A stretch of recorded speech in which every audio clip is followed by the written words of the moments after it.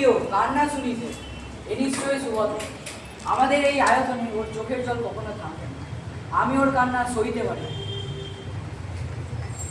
ওর কোনো ভয় নেই ভাই, কোনো ভয় নেই।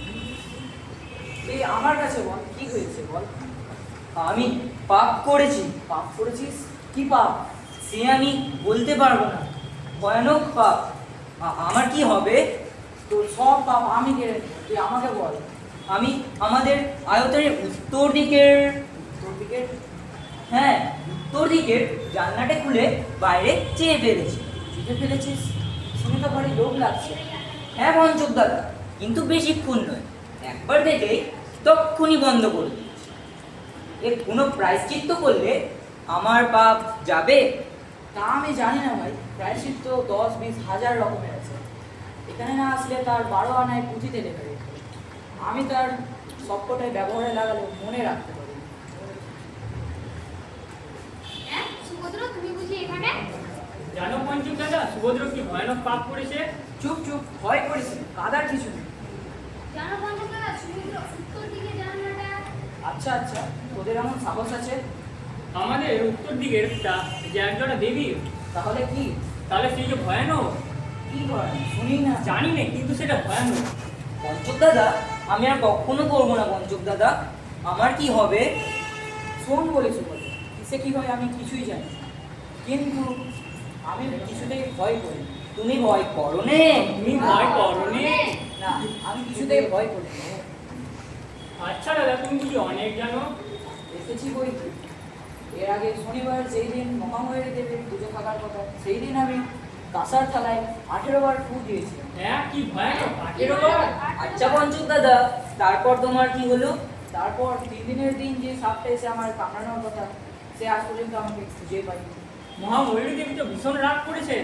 মহামারী দেবীর রাগ দেখার জন্যই তো আমি এই কাজটা করেছিলাম। আচ্ছা পঞ্চক দাদা, তোমাকে যদি সাপে কামড়াতো?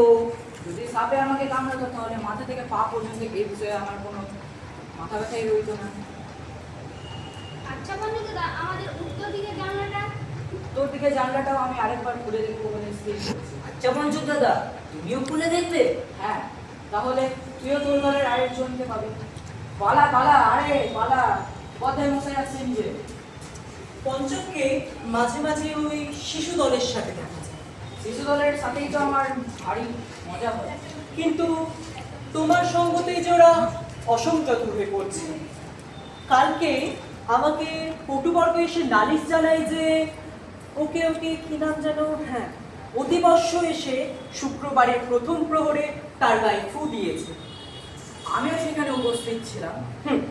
আমার অনুমান তবে ঠিকই হলো, তাহলে এমন আয়ু ক্ষয়কর ঘটনা ঘটবে কেমন করে? আর আরেকটা কথা আছে আমার সাথে। আমি শুনলাম তুমি নাকি সকলের ভয় কাটানোর জন্য পটুবর্গকে দিয়ে তোমার গায়ে 100 বার খাই তুলিয়েছ। কেবল পটুবর্গ কেন, সেখানে উপস্থিত সকলকে দিয়ে। সকলকে দিয়ে? হ্যাঁ, সকলকে দিয়ে। এবং প্রত্যেককে যখন 10 বার করে আমার উপর হাই দেবে, তখন 150 বছরের আয়ু হওয়ার পর বাকি আয়ু নিয়ে আমি কি করবো তার হিসাব করতে গিয়েই তো আমি মহাদাদার কাছে ধরা পড়ে যাবো। ব্যাস, অনেক হয়েছে। মহাপঞ্চকের ভাই বলে তোমাকে এতদিন আমি কিচ্ছু করিনি, কিন্তু আর না। জানো তো গুরুদেব আসছেন? হ্যাঁ শুনেছি, আপনিও খবর পেয়েছেন। হ্যাঁ, কিন্তু তাতে তোমার উৎসাহের তো কোনো কারণ নেই।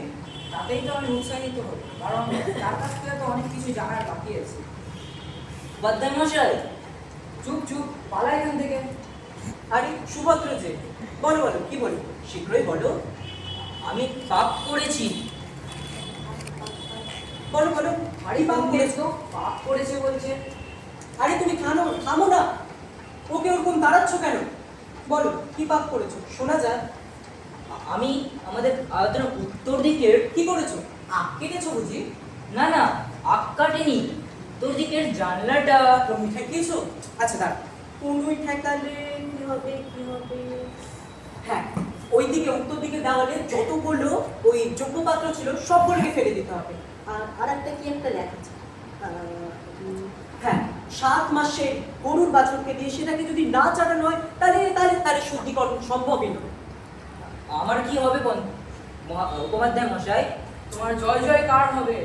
তুমি 143 বছরের অমক থেকে আমাদের মুক্ত করেছো। কি মা, কি করলে এটা তুমি?